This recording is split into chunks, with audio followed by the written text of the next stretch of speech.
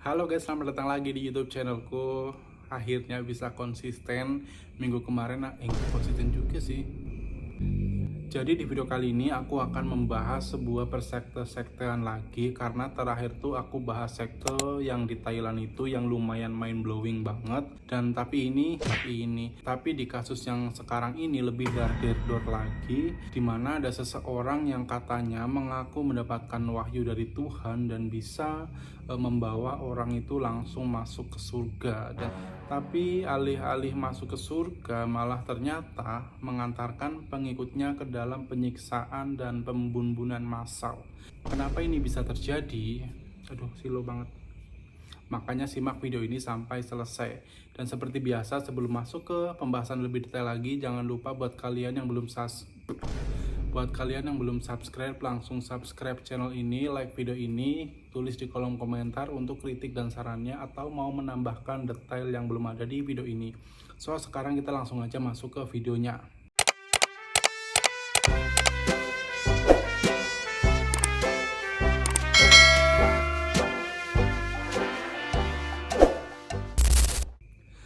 Good News International Ministries atau GNIM merupakan sekte keagamaan yang menyimpang banget karena mengajarkan pengikutnya untuk menjauh dari dunia modern, bahkan berpuasa sampai meninggoy demi yang katanya bertemu dengan Tuhan. Dan sekte ini didirikan oleh seorang pria bernama Paul Mackenzie. Paul ini merupakan mantan supir taksi dari Kenya yang beralih profesi menjadi pendeta. Dalam arti di sini tuh bukan pendeta yang benar ya, ini pendeta yang agak lain kayak gitu.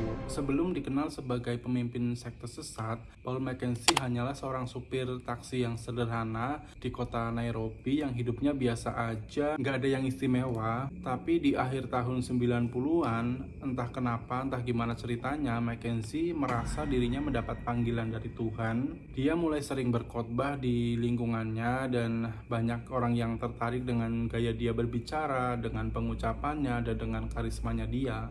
Singkat cerita, pada 2003 dia mendirikan gereja sendiri yang diberi nama Good News International Church, artinya adalah kabar baik internasional. Dan awalnya ajaran Mackenzie ini nggak ada yang aneh, dia berbicara soal iman, keselamatan, dan kehidupan rohani layaknya ya gereja-gereja pada umumnya. Tapi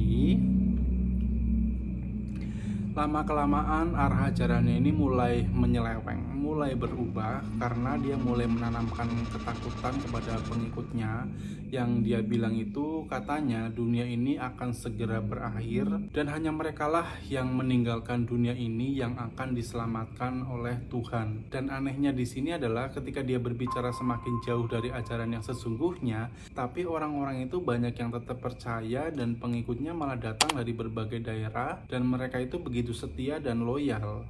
Bahkan mereka itu memberikan apapun yang mereka punya ke Mackenzie ini. Bahkan banyak banget yang rela menjual properti seperti rumah, mobil, dan tanah mereka, lalu menyerahkan semua hasil uangnya itu ke Mackenzie ini. Dan ya pasti Mackenzie langsung banyak uang kan, namanya hasil dari properti. Dan ini pun bukan cuma dari satu orang, tapi dari banyak. Mereka itu kayak rela ngejual properti yang mereka punya, lalu uangnya itu diberikan ke Mackenzie. Dan yang pasti uangnya ini jumlahnya ratusan juta. Karena terbukti dari Mackenzie ini bisa membeli tanah yang luas banget di daerah Malindi dan membangun rumah yang mewah, dan dia itu bisa membuat stasiun TV sendiri yang diberi nama adalah Times TV. Dan lewat saluran ini juga dia setiap hari itu kayak menyiarkan tentang akhir zaman, dosa dunia modern, dan ajaran-ajaran ekstremisnya. Dia juga bilang kalau anak-anak itu nggak boleh sekolah karena pendidikan itu bikin sesat, dan orang sakit itu juga dilarang ke rumah sakit karena katanya itu yang bisa menyembuhkan itu cuma Tuhan. Ini udah makin aneh banget sih asli. Bahkan hal sesederhana kita nonton TV aja dan makanan-makanan dari pemerintah atau pakai KTP pun dianggap sebagai dosa duniawi. Tadi dulu, sesederhana nonton TV.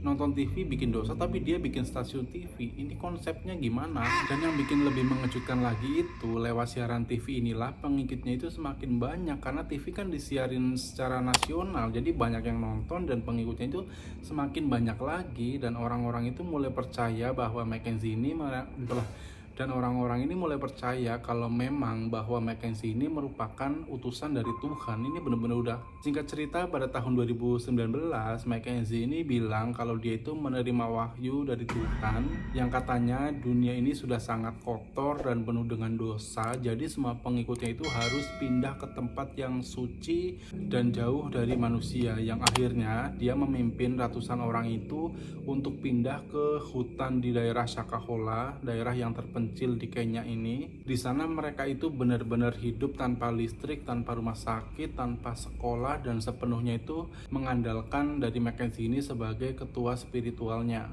Sampai akhirnya ajarannya mencapai puncak kegilaannya. Mackenzie menyuruh semua pengikutnya untuk berpuasa sampai meninggoy, yang katanya itu supaya roh mereka itu bisa bertemu langsung dengan Tuhan dan masuk surga sebelum dunia ini kiamat. Ini kan udah semakin kacau ini. Dan tragisnya ini banyak yang menuruti kayak gitu, enggak yang kayak males, capek. Singkat cerita lagi, pada awal 2023 keluarga-keluarga dari para pengikut ini mulai curiga karena ada anggota keluarga mereka yang mengikuti aliran ini dan nggak pulang-pulang dari hutan tersebut. Mereka melaporkan ini ke polisi, dan ada juga yang bilang kalau adiknya itu disuruh berhenti makan biar cepet ketemu dengan Tuhan. Ini emang bener sih, kalau kita berhenti makan udah cepat ketemu dengan Tuhan, karena kan meninggoy kayak gitu. Awalnya polisi nggak terlalu menanggapi serius tentang laporan ini, tapi setelah laporannya itu makin banyak, mereka akhirnya memutuskan untuk memeriksa ke lokasi di hutan tersebut. Dan ketika polisi sampai di lokasi, mereka benar-benar terkejut banget karena mereka menemukan hal yang sangat mengerikan ketika ratusan orang itu tergeletak di tanah dengan kondisi yang kurus, nyaris tinggal tulang doang, dan sebagian udah ada yang meninggoy, sebagian masih hidup tapi udah kayak lemes banget. Dan di sekitar tempat itu polisi juga menemukan kuburan-kuburan yang dangkal, dan setelah digali ternyata isinya itu mayat yang dikubur bertumpuk-tumpuk, dari anak kecil, ibu hamil, dan sampai orang dewasa. Paul Mackenzie akhirnya ditangkap pada April 2023. Waktu ditanya polisi, dia cuma bilang kalau dia itu nggak pernah memaksa siapapun. Katanya pengikutnya itu melakukan dengan sukarela agar mereka segera bertemu dengan Tuhan kayak gitu. Padahal kalau dilihat dari kesaksian para korbannya yang selamat, Mackenzie ini katanya memaksa mereka untuk berpuasa, bahkan ada yang dikunci di dalam gubuk biar mereka itu nggak bisa makan. Pemerintah Kenya lalu menggali ratusan kuburan dan menemukan lebih dari 400 jenazah di dalam hutan itu, dan kasus ini pun menjadi salah satu tragedi sekte paling mematikan di abad modern ini. Dan sekarang Mackenzie menghadapi tuduhan pembunuhan dan terorisme dan pelanggaran HAM, dan gerejanya juga sudah resmi dinyatakan sebagai kelompok kriminal terorganisir karena terbukti bahwa saat Mackenzie menyuruh puasa massal itu, dia punya aturan main yang sangat jahat. Bukan cuman kayak puasa sampai meninggoy, tapi dia tuh kayak bikin aturan kalau anak-anak itu harus dipastikan meninggoy duluan. Setelah itu ya, ibu-ibu dan ibu hamil, dan yang terakhir bapak-bapak, dan yang paling terakhir lagi adalah si Mackenzie ini yang katanya mau menjadi kayak penutup kematiannya itu kayak gitu. Tapi ya seperti yang kita tahu, dia tuh nggak bakal ngelakuin ini kayak gitu, karena ketika pengikutnya puasa, dia tuh nggak pernah melakukan puasa sama sekali, dan dia tuh tetap makan, tetap tinggal di rumah mewahnya. Dan lebih gongnya lagi, dia tuh tahu kalau semua pengikutnya itu nggak bakal nurut sama dia.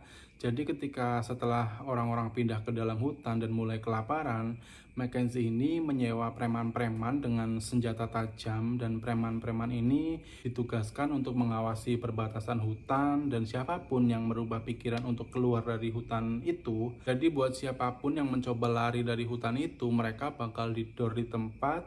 Selain itu, buat orang-orang yang kelihatannya masih kuat, masih sehat bugar, bakal didor juga di tempat. Jadi semakin kelihatan kalau ini tuh bukan sekedar massal. Ini adalah pembunuhan terorganisir. Bahkan waktu polisi menggali kuburan-kuburan dangkal itu yang jumlahnya ratusan mayat, mereka kaget karena nggak semua mayat kurus kering seperti orang mati karena kelaparan. Ada beberapa jenazah, terutama anak-anak, yang ditemukan bekas dicekik, dipukul, atau bahkan mati dalam kondisi lemas setelah menerima penyiksaan tersebut. Ini tuh bukti nyata kalau ada kekerasan di sana, dan yang paling bikin kita mikir kok bisa dia lolos sampai sejauh ini, karena ternyata memang ada kegagalan sistem. Mackenzie ini sudah pernah ditangkap pada tahun 2019 karena kasus kematian anak terkait dengan ajarannya juga. Tapi ya gitu deh, dia tuh selalu bisa bebas dengan jaminan. Dan lebih gilanya lagi, waktu tragedi Shakahola ini terjadi, dia itu sempat ditangkap karena kasus lain, dan diduga dia itu masih bisa teleponan dari balik jeruji besi, dan dia itu bisa mengatur agar kayak mempercepat para pengikutnya itu supaya puasa sampai meninggoy kayak gitu.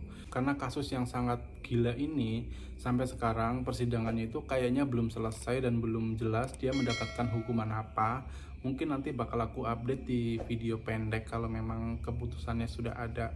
Walaupun sebenarnya kasus ini sudah dari 2023, berarti udah 2 tahunan, tapi belum ada keputusan yang resmi kayak gitu. Dan ini memang kasusnya gila banget, pas aku baca juga agak terkaget-kaget kayak gitu, ternyata ada kasus segila ini. Jadi itulah kasus dari siapa namanya tadi? Paul Mackenzie.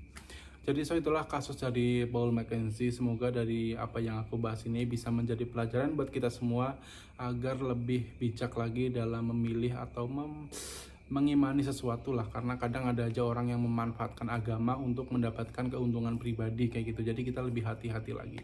Jadi tidak ada agama yang jelek, semua agama itu mengajarkan kebaikan, tapi memang ada oknum-oknum yang mencari keuntungan pribadi mengatasnamakan agama. Jadi sampai jumpa di video selanjutnya. Jangan lupa like, comment, subscribe, dan sampai jumpa.